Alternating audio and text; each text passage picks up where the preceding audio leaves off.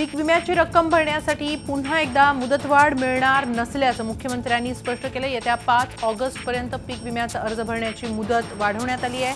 31 जुलैपर्यंत पीक विम्याचा अर्ज भरण्याची मुदत होती, मात्र अनेक शेतकरी पीक विम्यापासून वंचित राहिल्यानं मुदतवाढ देण्याची मागणी करण्यात आली होती। त्यानंतर सरकारनं 5 ऑगस्टपर्यंत मुदतवाढ दिली। गेल्या वर्षी काही शेतकऱ्यांनी 5-5 वेळा विम्याची रक्कम घेतली असा दावा मुख्यमंत्र्यांनी केला। हे टाळण्यासाठी ऑनलाईन केवायसी करण्याचा निर्णय घेतल्याचं मुख्यमंत्र्यांनी सांगितलं। याशिवाय पुढच्या वर्षी 2 ते 3 महिने आधीच केवायसी सुरू करण्यात येईल असंही मुख्यमंत्र्यांनी स्पष्ट केलं। विम्याला आता याच्या पुढे मुदतवाढ मिळण्याची शक्यता नाही आहे।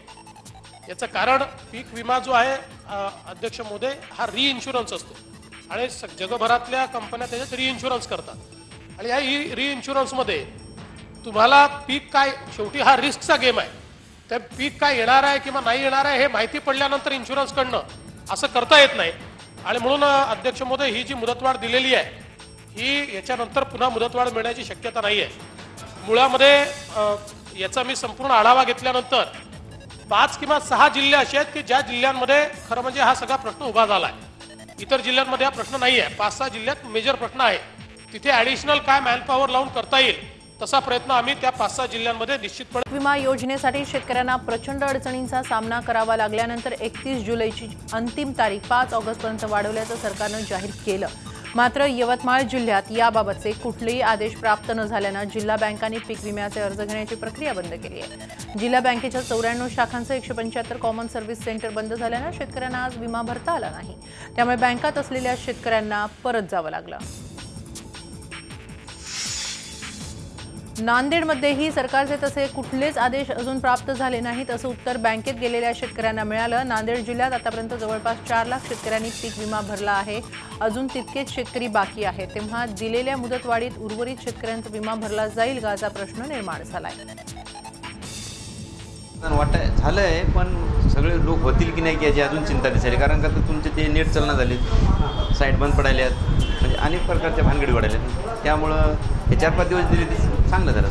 बँकेमध्ये अजून तर काय सुरू नाही, त्यामुळे आम्हाला काय लेटर आलेलं नाही। बँकेमध्ये म्हणाले आम्हाला लेटर काय आलं नाही, अजून तारीख वाढली पण जोपर्यंत लेटर येत नाही तोपर्यंत आम्ही काय करू शकत नाही। यवतमाळ जिल्हा परिषद कर्मचारी सहकारी पतसंस्थेची 53वी आमसभा नेर इथं पार पडली। या सभेत विविध मुद्द्यांवर आक्षेप घेत सभासदांनी प्रचंड गोंधळ घातला। या गोंधळातच पतसंस्था अध्यक्ष राजूदास जाधव यांनी पतसंस्थेला 8 कोटी रुपयांचा निव्वळ नफा झाल्याचं सांगत सभासदांच्या भाग भांडवलावर 15% लाभांश देण्याची घोषणा केली। सध्या कर्जावर 14.25 व्याजदर कमी करून 13.50% करण्याचा निर्णय घेण्यात आलाय। संस्थेनं नव्यानं गृहकर्ज योजना सुरू करण्याचा निर्णय घेतला। संस्थेकडे सध्या 283 कोटीच्या ठेवी असून 125 कोटींची गुंतवणूक इतर बँकांमध्ये केल्याची माहिती राजूदास जाधव यांनी दिली, तर अध्यक्षांनी प्रश्नांची समाधानकारक उत्तरे न देता सभा गुंडाळली असा आरोप इंडियन बहुजन टीचर्स असोसिएशनचे अध्यक्ष दिवाकर राऊत यांनी केला। राज्यभर पेटलेल्या शेतकरी आंदोलनात स्वामीनाथन आयोगाच्या शिफारशींची आग्रही मागणी होत असताना शरद जोशी प्रणीत शेतकरी संघटनेने या शिफारशींविरोधात यवतमाळमध्ये मोर्चा काढला। स्वामीनाथन आयोगाऐवजी शरद जोशी यांच्या टास्क फोर्सच्या अहवालाची अंमलबजावणी करावी असं निवेदन जिल्हाधिकाऱ्यांना देण्यात आलं। निवेदनात राज्य सरकारनं जाहीर केलेली कर्जमाफी फसवी असून शेतकऱ्यांना विनाअट संपूर्ण कर्जमुक्ती देण्याची मागणीही करण्यात आली। याशिवाय शेतमालाचे भाव पाडण्याचे प्रयत्न सरकारनं बंद करावेत, शेतमालाच्या व्यापारावरील सर्व बंधनं उठवून बाजारातील सरकारी हस्तक्षेप थांबवावा, शेतजमीन खरेदी विक्रीचे जाचक कायदे रद्द करावेत आदी मागण्या यावेळी निदर्शन करताना करण्यात आल्या। जळगाव जिल्ह्यातील विविध पतसंस्थांमध्ये अडकलेल्या ठेवी परत मिळाव्यात यासाठी शासनाचे अधिकारी कुठलेच प्रयत्न करताना दिसत नाहीत असा आरोप करत सहकार विभागावर कोरडे ओढणारे मुखवटे घालून ठेवीदारांनी आज मोर्चा काढला। सहकार राज्यमंत्री गुलाबराव पाटील यांच्या अध्यक्षतेखाली गेल्या वर्षी झालेल्या बैठकीत 6 महिन्यात ठेवी परत देण्याचं आश्वासन दिलं होतं, मात्र सहकार विभागाचे अधिकारी कर्जवसुली होत नसल्याचं कारण सांगत ठेवीदारांच्या ठेवी परत करण्यात अपयशी ठरले। त्यामुळे कर्जमाफीप्रमाणे आम्हालाही सरकारनं मदत करावी अशी मागणी ठेवीदारांनी केली आहे। समृद्धी महामार्गावरून विधान परिषदेत विरोधकांनी सत्ताधाऱ्यांना चांगलंच कोंडीत पकडलं। यावरून परिषदेचं कामकाज 2 वेळा तहकूब करावं लागलं। समृद्धी महामार्गाबाबत सरकारमधल्या सेनेची नक्की भूमिका काय? एकीकडे विरोध करायचा आणि मग विरोध मावळल्याचा दावा करायचा, यावरून सार्वजनिक बांधकाम मंत्री एकनाथ शिंदे यांना चांगलंच कोंडीत पकडलं. सुनील तटकरे यांनी एकनाथ शिंदेंवर प्रश्नांचा एवढा भडीमार केला की संसदीय कामकाज मंत्री चंद्रकांत पाटील, गिरीश बापट, विनोद तावडे यांना एकनाथ शिंदेंच्या मदतीला धावून जावं लागलं. आता नवीन कायद्यात काय विशेष तरतूद करण्यात आली आहे का की भूसंपादनाची जमीन खरेदी करत असताना संबंधित विभागाच्या मंत्र्यांनी सामंजस्य करार किंवा तशापैचं करण्याचं काही नवीन कायद्यात अंतर्भूत काय झालं आहे का? झालं असेल तर कळलं पाहिजे ना. तुम्ही काय त्यांना बोलू द्या ना. ते आहे काय एक, आणि ते कुठल्या कलमाने झालं. दुसरा सभापतीमध्ये एका बाजूला आम्ही सगळ्या सहीकडे फिरत असताना, कारण ही आज संबंध या बाधित शेतकऱ्यांच्या सर्व संघटनांची एक बैठक पवारसाहेबांच्या उपस्थितीमध्ये औरंगाबादला झाली. त्यावेळेला ते शेतकरी असताना बापटसाहेब त्यांनी सांगितलेलं होतं की या समृद्धी मार्गाला शिवसेनेचा अधिकृतपणाने विरोध आहे. उद्धव ठाकरेजींचा या समृद्धी महामार्गाला विरोध आहे आणि कुठल्याही परिस्थितीमध्ये समृद्धी मार्गासाठी जमीन संपादित करून दिली जाणार नाही अशा पद्धतीची भूमिका त्यांनी जाहीररित्या मांडलेली आहे. या ठिकाणी रेडी रेकनरचे दर व 3 वर्षाचे खरेदी विक्रीचे दर यापेक्षा जे जास्तीचे आहेत ते शासन देत आहे. यामुळे कुठल्याही प्रकारचं शेतकऱ्यांचं नुकसान सरकार करू इच्छित नाही.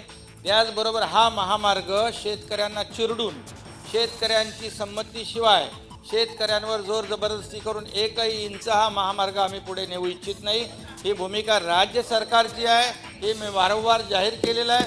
त्यामुळे बिलकुल यामध्ये शेतकऱ्यांची संमती घेतल्याशिवाय हा महामार्ग आम्ही पुढे नेणार नाही. मुंबई विद्यापीठात सुरू असलेल्या निकालाच्या गोंधळावरून शिवसेनेनं शिक्षण मंत्री विनोद तावडेंविरोधात विधान परिषदेत हक्कभंगाचा प्रस्ताव मांडला.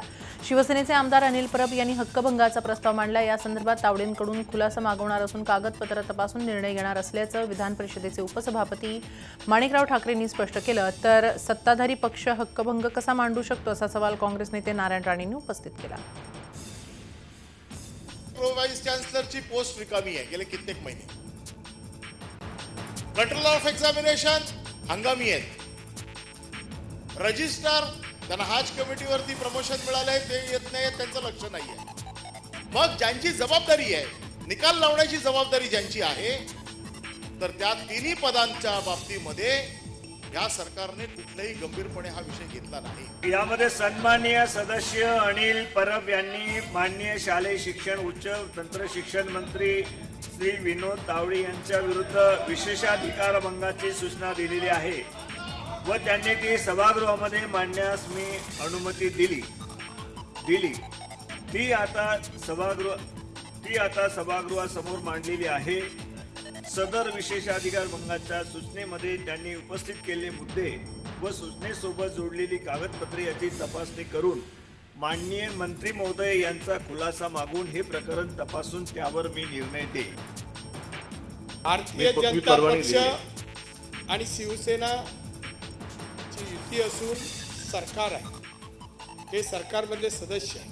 माझा हरकतीचा मुद्दा आहे, सरकारमधला एक सदस्य सरकारच्या एका मंत्र्याविरुद्ध किंवा सरकारविरुद्ध हक्कभंग टाकू शकतो का, हा माझा हरकतीचा मुद्दा आहे. रखडलेल्या निकालांच्या पार्श्वभूमीवर आज युवा सेनेतर्फे मुंबई विद्यापीठाच्या कलिना इथं मोर्चा काढण्यात आला. या मोर्चात शिक्षण मंत्री विनोद तावडे आणि कुलगुरू डॉक्टर संजय देशमुख यांच्या विरोधात घोषणाबाजी करण्यात आली. शैक्षणिक संस्थांवर तरी किमान गुणवत्तेच्या आधारे नेमणुका करण्याची मागणी युवा सेनेनं केली. विद्यापीठात सुरू असलेल्या गोंधळाला जबाबदार धरत कुलगुरू डॉक्टर संजय देशमुख यांना तत्काळ बडतर्फ करण्याची मागणी युवा सेनेनं केली. तर सर्व निकाल 15 ऑगस्टपर्यंत लावणार असल्याची माहिती कुलगुरू डॉक्टर संजय देशमुख यांनी दिल्याचा दावा युवा सेनेनं केलाय.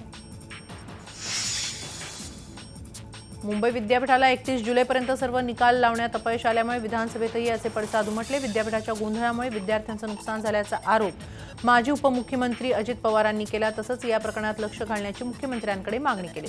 तर मुख्यमंत्र्यांनीही विद्यापीठ नव्या पद्धतीनुसार काम करू शकलेलं नसल्याची कबुली दिली. भविष्यात काळजी घेण्यात येणार असल्याचं आश्वासन मुख्यमंत्र्यांनी दिलं. तर दुसरीकडे विधान भवनाच्या बाहेर कुलगुरूंविरोधात अभाविपच्या कार्यकर्त्यांनी आंदोलन केलं. यावेळी अभाविपनं कुलगुरू हटावच्या घोषणा दिल्या. आता तिथली सगळी निकालाची जी काही आत्ताची परिस्थिती आहे ती परिस्थिती पाहता माननीय राज्यपालांनी 5 ऑगस्टपर्यंत त्यांना वेळ दिलेला आहे. एकदम नवीन पद्धती आणल्यामुळे त्या पद्धतीच्या अनुषंगाने विद्यापीठ कार्य करू शकलेलं नाही. पण आता ही पद्धती शेवटी सगळीकडेच आपण ऑनलाईन पद्धती स्वीकारतोय, त्यामुळे त्याच्यामध्ये ती आता योग्य प्रकारे आणली का, ती पद्धती योग्य आहे का, किंवा त्याला फेज आउट करायला पाहिजे होतं का, असे सगळे मुद्दे यातनं येतात. भविष्यामध्ये मात्र अशा प्रकारची ऑनलाईन पद्धती नीट रुळतपर्यंत त्याचा किती अवलंब केला पाहिजे या संदर्भात उचित कारवाई करण्याचे निर्देश हे शिक्षण विभागाच्या माध्यमातून देण्यात येतील. मुंबईत यशवंत सेनेच्या कार्यकर्त्यांची धनगर आरक्षणासाठी त्यांनी मोर्चा काढला. भायखळाच्या राणीच्या बागेपासून मोर्चाला सुरुवात झाली. भायखळा ते आझाद मैदान असा हा मोर्चा होता. मात्र पोलिसांनी या मोर्चाला सुरुवातीलाच रोखलं आणि रस्त्यावर आंदोलन करण्यास परवानगी नाकारण्यात आली. त्यामुळे काही काळ तणाव निर्माण झाला होता. अखेर रस्त्याच्या बाजूने कार्यकर्त्यांना जाण्यास पोलिसांनी परवानगी दिली आणि नंतर मोर्चा काढण्यात आला. नाशिक रोड रेल्वे स्थानकावर लिफ्टची सुविधा करण्यात आली आहे. अंध, दिव्यांग, ज्येष्ठ नागरिक, महिला यांचा प्रवास सुखकर व्हावा यासाठी रेल्वे स्थानकावरील जिने चढण्याची वेळ येऊ नये यासाठी लिफ्ट बसवण्यात आली. मात्र गेल्या अनेक दिवसांपासून लिफ्ट उद्घाटनाच्या प्रतीक्षेत होती. या संदर्भात झी मीडियानं नुकतंच वृत्तही प्रसारित केलं होतं. झी मीडियाच्या वृत्ताने रेल्वे प्रशासनाची झोप उडाली आणि घाईघाईत रेल्वे मंत्री सुरेश प्रभूंच्या हस्ते उद्घाटन सोहळा उरकवून घेतला. लिफ्टची सुविधा सुरू झाली असली तरी सरकत्या जिन्यांचा अद्यापही प्रश्न तसाच आहे. प्रवाशांना या सरकत्या जिन्यांची प्रतीक्षा आहे. चंद्रपूर पोलिसांनी दारू तस्करांविरोधात चालवलेल्या शोध मोहिमेत नवी शक्कल उजेडात आली. आपल्या गुप्त माहितीच्या आधारे पोलिसांनी दारू तस्करांची शक्कल देखील उधळून लावली.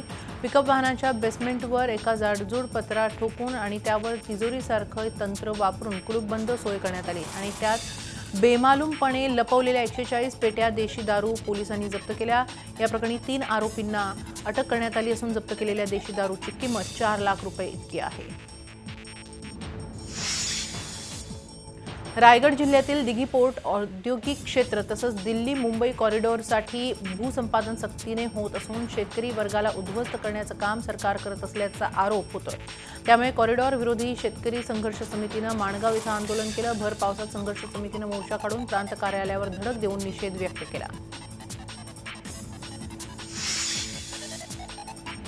1 ऑगस्टपासून कोकणच्या किनाऱ्याला विसावलेल्या बोटी पुन्हा समुद्रात झेपावल्या. 1 जून ते 31 जुलैपर्यंत सरकारनं मासेमारीवर बंदी घातली होती. अखेर ती बंदी उठली. त्यामुळे गेल्या हंगामापेक्षा हा हंगाम अधिक चांगला जावा यासाठी सध्या मच्छीमारांमध्ये लगबग पाहायला मिळते. त्यामुळे कोकण किनारपट्टीवरचा मच्छीमार सध्या समुद्रात बोट ढकलण्यासाठी तसंच बोटीवर जाळी चढवण्यासाठी आणि खोल समुद्रात झेपावण्यासाठी कोकणातला मच्छीमार सज्ज झालाय. मच्छीमारांनी कायद्यात राहून कायद्याचं काटेकोर पालन करून मच्छीमारी करावी असं आवाहन मत्स्य खात्याच्या माध्यमातून करण्यात आलंय. दहीहंडीच्या उंचीबाबत निर्णय घेण्यासाठी मुंबई उच्च न्यायालयानं सुनावणी पूर्ण करण्याचे निर्देश सर्वोच्च न्यायालयानं दिले. दहीहंडीची उंची, गोविंदांचं वय याबाबत मुंबई उच्च न्यायालयातल्या याचिकेला सर्वोच्च न्यायालयात आव्हान देण्यात आलं होतं. मात्र सर्वोच्च न्यायालयानं मुंबई उच्च न्यायालयालाच ही सुनावणी पूर्ण करण्याचे निर्देश दिले. तसंच पुढील सुनावणी 7 ऑगस्टलाच घेण्याचंही उच्च न्यायालयाला सांगितलंय. या संदर्भात लेखी प्रतिज्ञापत्रही सादर करून निर्देशही देण्यात आलेले आहेत. कल्याण ठाणे मुंबई जलवाहतूक प्रकल्पाची घोषणा केंद्रीय व रस्ते वाहतूक मंत्री नितीन गडकरींनी केली आहे. या प्रकल्पासाठी 2000 कोटींचा खर्च येणार असून 1000 कोटी केंद्र आणि 1000 कोटी महापालिका उभारणार आहे. ठाणे भिवंडी बायपास रस्ता 8 पदरी करण्यात येणार असून त्याला NHAIच्या अंतर्गत आणण्यात येणार आहे. सातारा कोल्हापूर कागल रस्ताही 6 पदरी करण्यात येणार आहे. तसंच जालना चिखली रस्त्याच्या चौपदरीकरणाची ही घोषणा गडकरींनी केली. तब्बल 25,000 कोटी रुपयांच्या कामांचा आढावा गडकरींनी घेतला. महाराष्ट्रामध्ये साधारणतः आमच्या 5 वर्षाच्या काळामध्ये 3 लाख कोटी रुपयाचे रस्त्याचे बांधकामं करण्याचं आम्ही टार्गेट समोर ठेवलेलं आहे. त्यामध्ये मराठवाड्यामध्ये 75,000 कोटी रुपयाचे रस्ते बांधायचे आहेत. त्यापैकी 65,000 कोटीच्या कामाला जवळपास मान्यता मिळालेली आहे आणि 45,000 कोटीची कामं जवळपास सुरू झालेली आहेत. या संदर्भामध्ये काही महत्त्वाचे आहेत, जसं मुंबई गोवा रस्ता आहे, हा 18,000 कोटीचा, त्याचाही पण आज आढावा घेण्यात आला. औरंगाबाद जालना जळगाव जो रस्ता आहे जो अजिंठ्याला जातो, या रस्त्याच्या बाबतीमध्ये त्याला 4 लेनिंग काही ठिकाणी 4 लेनिंग होतो, काही ठिकाणी होत नाही. पण मी घोषणा केली होती, त्याचा मार्ग काढून त्यालाही पण आज मंजुरी मिळालेली आहे. आर्थिक विवंचनेत सापडलेल्या बेस्ट व्यवस्थापन आणि पालिका प्रशासनाच्या बैठकीत कोणताही तोडगा निघालेला नसल्यानं बेस्टचे कर्मचारी साखळी उपोषणाला बसले. सोमवारी झालेल्या बैठकीत कुठलाही तोडगा न देता फक्त नवीन आराखडा तयार करण्यात आल्यानं कर्मचारी संघटनांनी नाराजी व्यक्त केली. बेस्ट कर्मचाऱ्यांच्या या उपोषणाचे परिणाम मुंबईकरांना भोगावे लागण्याची शक्यता आहे.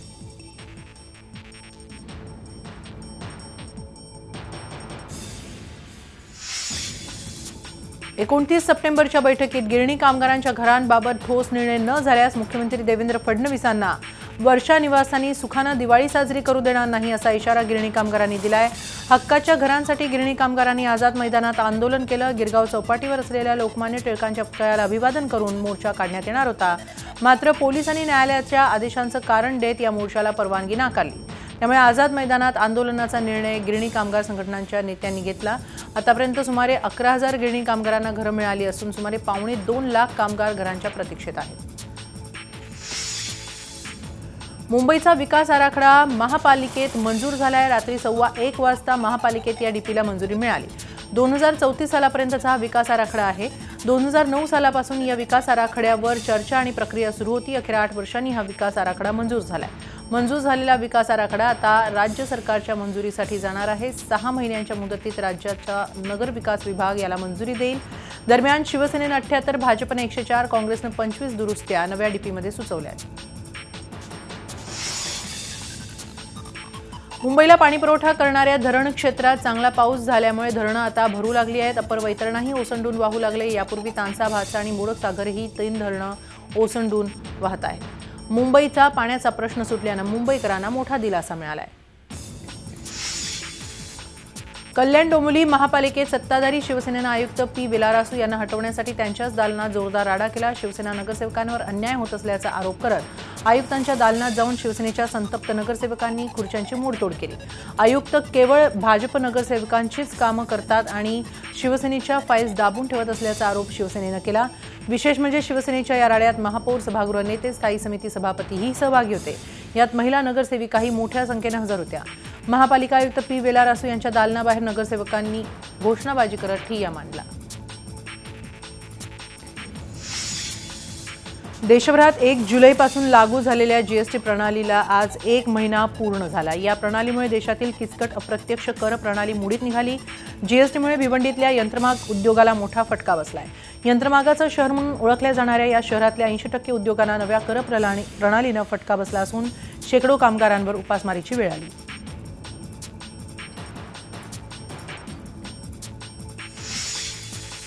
भिवंडी महानगरपालिकेच्या समोर आज अपंग सहयोगी संस्थांच्या वतीनं ठिय्या आंदोलन करण्यात आलं। या आंदोलनात शेकडोच्या संख्येनं अपंग हजर होते। तसंच महापालिकेविरोधात घोषणाबाजी देखील करण्यात आली।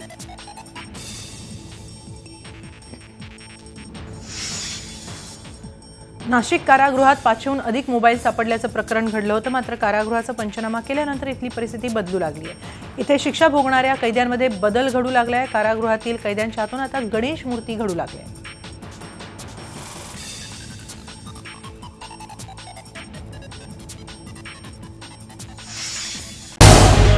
झी 24 तास रहा एक पाऊल पुढे।